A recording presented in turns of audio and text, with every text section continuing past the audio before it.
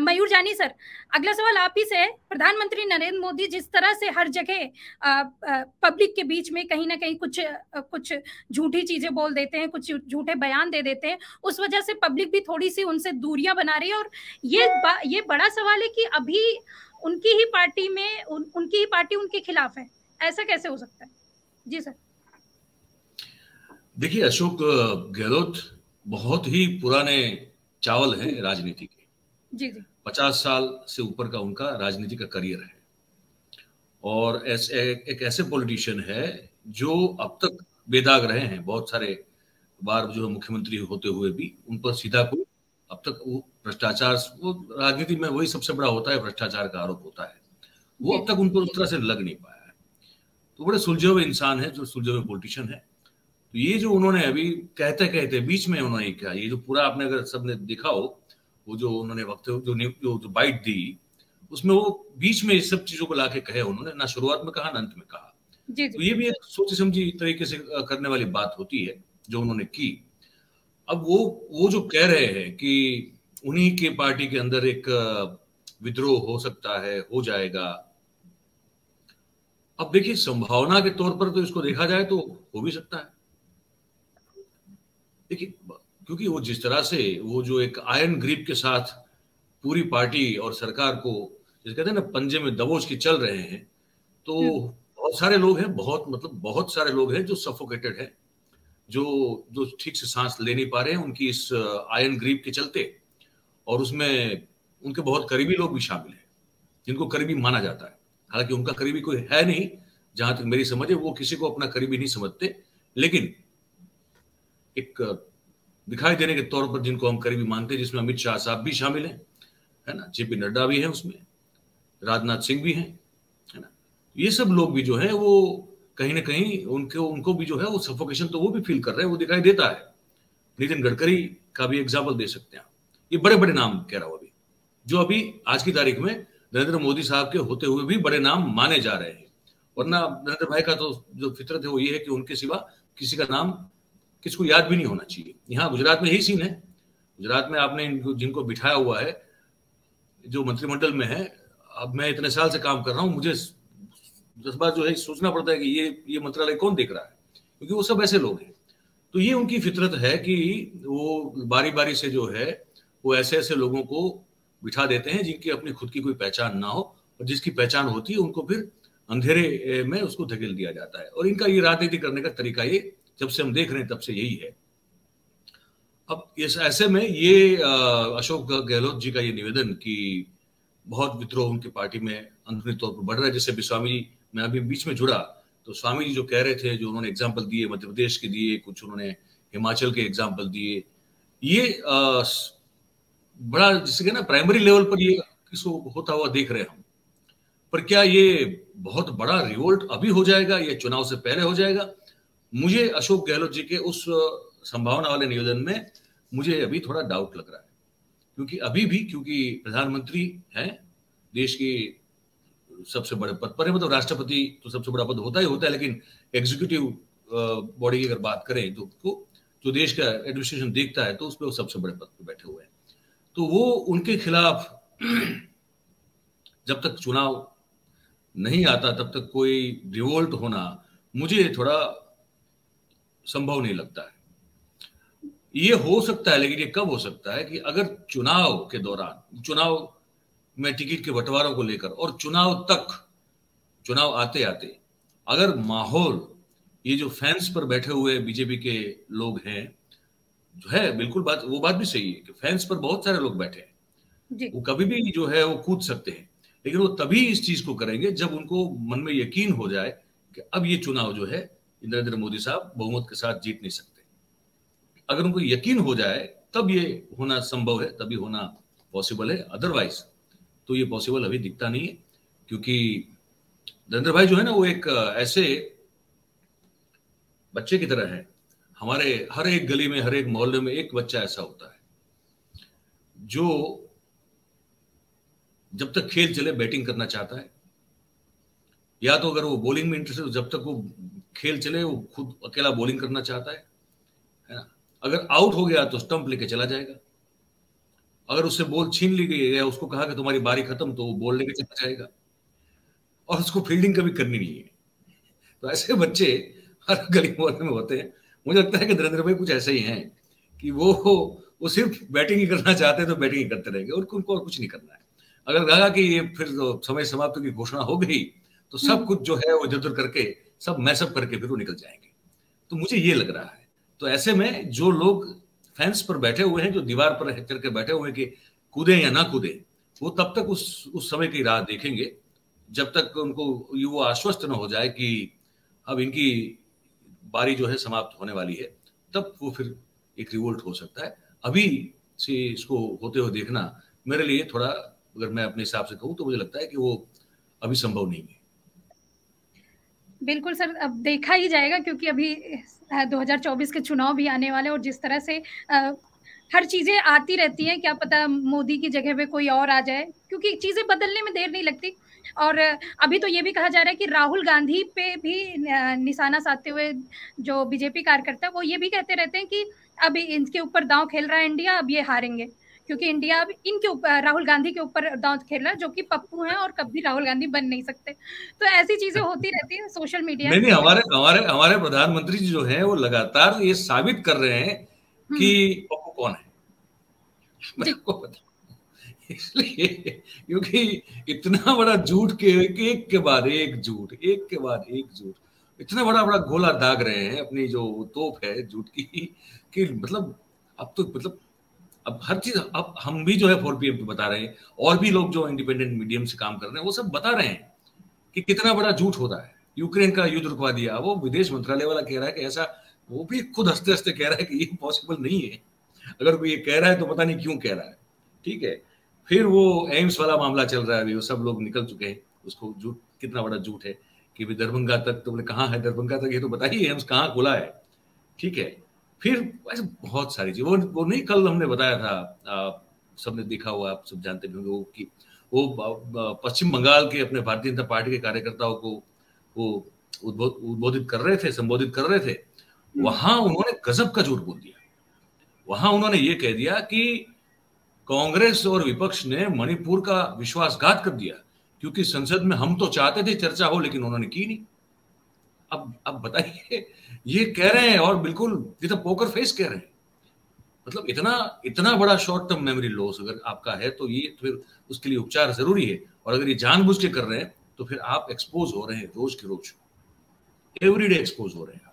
तो वो अब कितने भी कोशिश कर रहे हैं, देखिए अब वो फिर से राहुल गांधी को पप्पू नहीं बना पाएंगे, एक बात तो तय है। वो एक दौर था उसमें वो सफल हुए, और पर राहुल गांधी अपने पुरुषार्थ से और अपने कमिटमेंट डेडिकेशन से वो उसमें से बाहर निकल आए। और उनका अब जो है लोगों को, मतलब उनके जो घोर विरोधी हुआ करते थे उनको भी उसमें बहुत सारा बदलाव नजर आता है। जब बातचीत होती रहती है समझ में आता है लोगों से। तो अभी वो तो पप्पू नहीं रहे, ये तो वास्तविकता है। और वही विशेषण जो है अब वहां चिपकाया जा रहा है। ये सब जब झूठ के गोले दागते हुए पकड़े जा रहे हैं तो फिर कहा जा रहा है कि सर आप क्या कर रहे हैं ये सब चीजें। तो वो तो अब मुश्किल है उनके लिए कि राहुल गांधी को पप्पू साबित कर दें। और नरेंद्र भाई खुद जो है अपनी, अब वो इमेज, एक चीज अशोक गहलोत ने जो उसे कहा वहां मैं सहमत हूं बिल्कुल। अशोक गहलोत जी ने जो कहा ना कि अब वो जो कह रहे हैं मतलब उनकी खुद की छवि लोगों में अब धूमिल होती जा रही है नरेंद्र भाई की, वो बात सच है। क्योंकि मैं ऐसे ऐसे कट्टर समर्थकों को जानता हूं नरेंद्र भाई के, कि मतलब वो कुछ भी हो वो उनके खिलाफ एक शब्द सुनना पसंद नहीं करेंगे। अब वो भी जो है वो मतलब जब बात होती है तो कहते हैं कि यार नरेंद्र भाई ये क्या बोल रहे हैं, ऐसा क्यों कह रहे हैं। बोले उनकी भी कम हो रही इज्जत और पार्टी की भी इज्जत कम हो रही है। अब वो लोग कह रहे हैं ऐसा, जो कट्टर चुस्त समर्थक एकदम। तो वहां तक अगर चोट लग रही है या तो बात छू रही है तो मतलब समझ लीजिए कि आज देश का जो आम आदमी है, भले ही उसके पास इन सब चीजों के लिए ज्यादा समय नहीं है, वो बेचारा जो है वो 2 वक्त का खाना कैसे जुटा पाना है उसी में लगा हुआ है ना। तो ओपिनियन मेकर्स जो है वही वही फिर इन्फ्लुएंस करते हैं लोगों को। बाकी आम लोगों के पास, हाँ, जो लाभार्थी हैं उनकी बात फिर हो सकता है अलग हो, जिनकी बहुत बड़ी संख्या उन्होंने बना के रखी हुई है। अदरवाइज देश की जो आम जनता है उसे तो ये चीज समझ में आ रही है कि बहुत बड़ी बड़ी फेंक रहे हैं हमारे प्रधानमंत्री, और उसमें सच का एलिमेंट जो है बहुत मतलब ना के बराबर है। तो ये छवि उनकी होती जा रही है। अब मैंने कुछ जगह, मैं यहाँ हमारे यहाँ गुजरात में पान के गल्ले होते हैं, पान की दुकान होती है, तो हाँ लोग जो है फिर शाम को रात को गपबाजी करने के लिए मिलते हैं, पान वान खाते हैं, अपना अपना सब बैठे होते हैं। वहां हम जब कभी निकलते हैं रात को, हम जानबूझ के रुकते हैं, क्योंकि वहां वो चर्चा फिर वही पॉलिटिकल होती है कि देश कैसे चलना चाहिए, कांग्रेस को क्या करना चाहिए, मोदी साहब को भी क्या करना चाहिए, सब वो सब वहां सब चर्चा होती है। अब वहां हम देख रहे हैं कि जब नरेंद्र भाई का कोई क्लिप टीवी पे चलता है उधर, या कोई बात होती है, लोग मजाक करने लगे हैं। अभी वही लोग बैठे होते हैं, वो मजाक करने, ऐसे हमने कुछ 4 इंसिडेंट्स हमने देखे हैं पिछले 10-15 या 10-12 दिन में। तो वो लोग हैं जिनका कोई, उनका अपना तो कोई पॉलिटिकल एजेंडा है नहीं जी जी, पर वो मजाक करते हुए दिख रहे हैं कि अब ये बोलेंगे, अब ऐसा बोलेंगे, और फिर छां के लगा के हंसते हुए हमने देखा। हमने कहा यार ये गजब का एक बदलाव दिख रहे हैं। तो ये है, मैंने आपको बताया। मयूर जानी सर, अगला सवाल मैं आपसे करूंगी कि मुद्दे की कमी हो गई है बीजेपी में, शायद इसलिए छोटी छोटी चीजें उठा रही है। और अभी आपने एक चीज और देखी होगी सर कि राहुल गांधी का हर एक एक्शन तुरंत सोशल मीडिया में पोस्ट हो जाता है, राहुल गांधी ने ये किया, राहुल गांधी ने वो किया। क्या सिर्फ टारगेट सिर्फ राहुल गांधी है? पूरा गठबंधन है, पूरा गठबंधन, उनको टारगेट नहीं किया जा रहा है, सिर्फ राहुल गांधी को टारगेट किया जा रहा है। जी सर। ठीक, राहुल गांधी पहले से टारगेट में है ना जी। वो तो शहजादा, युवराज, शुरुआत से 2014 के पहले से वही तो सबसे पहले टारगेट में रहे हैं वो। और फिर उनकी फिर वो पप्पू वाली इमेज बनाने में कामयाब हो जाना, वो हमेशा से पहले से टारगेट में रहे हैं। अब इसलिए ज्यादा उनसे डर लग रहा है इनको, क्योंकि वो सब चीज जो उनको पर जो वो उस तरह की इमेज उनकी बनाई गई थी, उन सबको तोड़ फोड़ के वो बाहर निकल के आए, और उनके बहुत अद्भुत से एक व्यक्तित्व का दर्शन जो है वो देश की जनता को हो रहा है। तो उससे डर लग रहा है, तो वो तो होगा। पर वो आपने जैसे कहा कि क्या मुद्दों की कमी हो गई, तो मैं इस चीज को बहुत मानता हूं। भारतीय जनता पार्टी, देखिए अब तो 10 साल शासन के होंगे उनके पूरे, ठीक है, तो 10 साल में आपने किया क्या इस देश के लिए? आपने मतलब कि आपने बतौर सरकार जो लंबे समय से चलते आ रहे हैं प्रोग्राम है, उसका क्रेडिट आप नहीं ले सकते। जैसे कि हमारा इसरो बेहतरीन काम कर रहा है, तो वो तो बहुत लंबे समय से कर रहा है। उसमें जो भी मिशन वगैरह जो तय होते हैं, वो उसकी तैयारियां सालों सालों सालों पुरानी होती है। तो उसका क्रेडिट अगर आप लेने की कोशिश करेंगे तो आपसे बड़ा कोई बेवकूफ है नहीं, क्योंकि वो खुले हो जाएंगे, आपकी बात जो है वो झुठला दी जाएगी। बाकी बतौर गवर्नमेंट आपने क्या किया? आपने पब्लिक सेक्टर को बेचने का काम किया, आपने LIC के पैसे अदानी में लगवा दिए, ठीक है, आपने वो जो कंपनी जो HEC, मुझे ठीक से याद है तो 1.5 साल से जिन्होंने चंद्रयान के पुर्जे बनाए, सब उनके इंजीनियर्स और कर्मचारियों को जो कुल मिला के 3,000 होते हैं, इनकी तनख्वाह 1.5 साल से नहीं हुई, जिन्होंने ये रिकॉर्ड ब्रेकिंग टाइम में काम पूरा किया। भाई अब कोरोना में हमने देखा है कि जो लाशों की कतार लगी हुई थी, वो दृश्य हमने देखे। वो अभी बहुत पुरानी बात नहीं, 2 साल पहले की बात है जी, है ना। लोगों को ना ऑक्सीजन मिल रहा था, ना दवाइयां मिल रही थी टाइम पे, है ना। और फिर उसमें भी जो है वैक्सीनेशन 100% करवाने में जो गपले हुए हैं, वो भी बहुत बहुत अद्भुत है। हमारे यहाँ आपको पता है जया बच्चन ने कहां से वैक्सीन ली है? सौराष्ट्र के जूनागढ़ से ली है वैक्सीन। ऐसा ऐसा गपला हुआ है, ली नहीं ली तो वही हुई है, लेकिन जया बच्चन से लेके बहुत सारे बड़े बड़े अभिनेताओं ने हमारे जूनागढ़ के छोटे छोटे गांव में आके वैक्सीन ली है। ये अभी पोल खुली है, आप समझ लीजिए। तो आपने किया क्या? आपने ये किया, आपने अपने दोस्तों को जो है वो खुली छूट दी है कि आप ये पूरा देश जो है खुला खेत है, आप सांड की तरह आओ, उसको चर जाओ। भाई लोगों को आपने लाभार्थी बनने पे मजबूर कर दिया है, अपना रोजगार दे पा रहे हैं, सिर्फ राशन दे के जो है उनको अपना वोट बैंक बना के बैठे हुए हैं।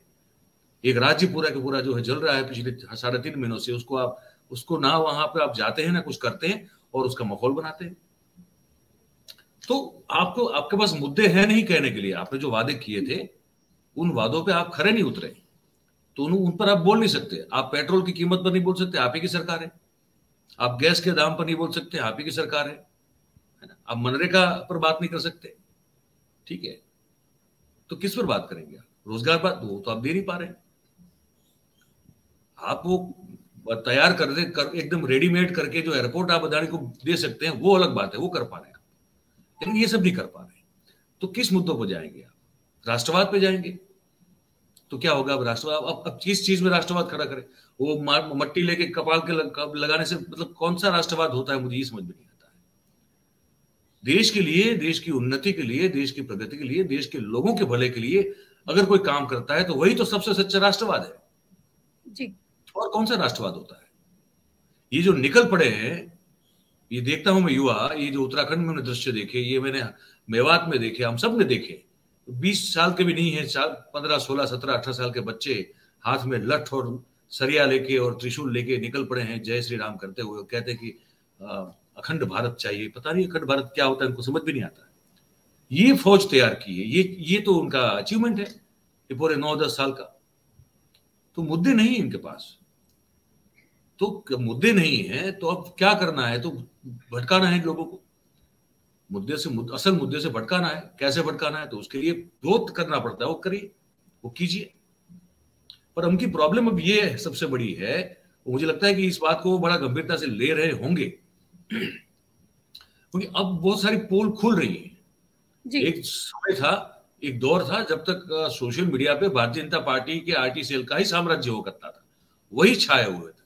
लेकिन ये पिछले 1 साल में जब से मुझे लगता है कि सुप्रिया जी ने संभाला है कांग्रेस का जिम्मा, आईटी सेल वाला, उन गजब की काया पलट कर दी है और इतना जबरदस्त तरीके से वो जो काउंटर कर रहे हैं।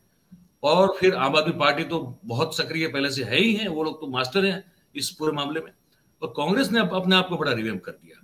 तो अब जो है बहुत सारी चीजें लोगों तक पहुंच रही है खुलासे के तौर पर, एक्सपोज करने के तौर पर, जो अब तक नहीं हुआ करता था। मैं पिछले 1 साल में हुआ परिवर्तन दिखा रहा हूं, मुझे जो दिख रहा है मैं आपको बता रहा हूं।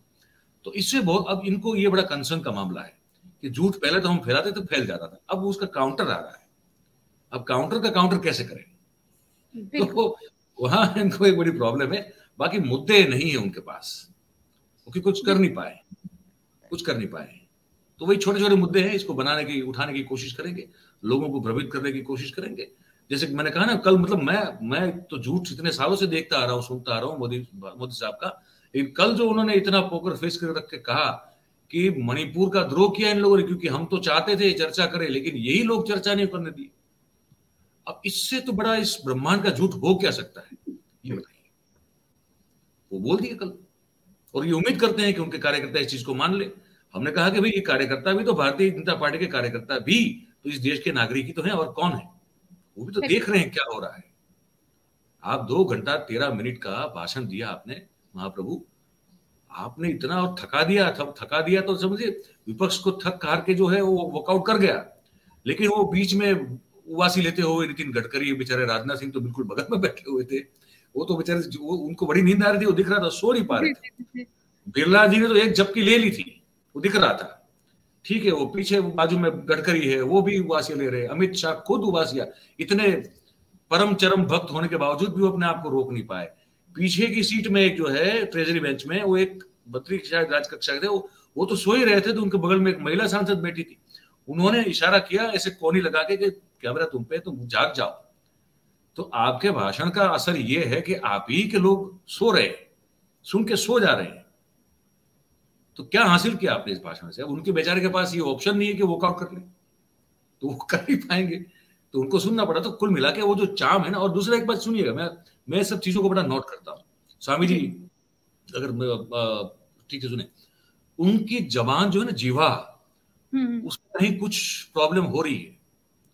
वो ओवरलैपिंग हो रहा है, बोल रहे हैं जब कुछ, तो कई बार समझ ही नहीं पा रहे कि क्या बोल रहे हैं। मैं अंग्रेजी की बात नहीं कर रहा हूं, मैं हिंदी की बात कर रहा हूं। ये संसद का भाषण है, उसमें भी 4 से 5 जगह ऐसा हुआ है कि जो ऐसा हो गया कुछ, तो क्या हुआ किसको समझ नहीं आया। सर झूठ बोलते हैं, कभी ऐसा हो जाता है, जब इंसान झूठ बोलता है लगातार तो हो जाता है, ऐसे जुबान लड़खड़ा जाती है। वो तो आदी है ना, वो तो मास्टर है, चैंपियन है। उनके नहीं लड़खड़ाती थी, इनको तो आदत है ना, उनके लिए नई बात थोड़ी है, तो इनका रोज का काम है। लेकिन कहीं कुछ है तो वो जो उनके भाषण में भी जो वो एक जोश हुआ करता था, एक अपील हुआ करती थी लोगों के लिए, अब वो मैं धीरे धीरे उसको खत्म होते हुए, कम होते हुए देख रहा हूं। ये मेरा आकलन है, स्वामी जी इसमें ज्यादा बता पाएंगे।